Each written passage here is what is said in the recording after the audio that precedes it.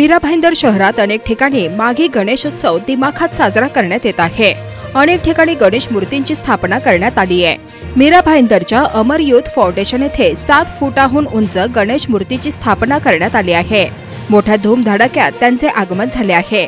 याचबरोबर या मंडळाने रक्तदान शिबिर, लावणी, लहान मुलांकरिता डान्स, आरोग्य शिबिर अशा कार्यक्रमांचे आयोजन केले आहे।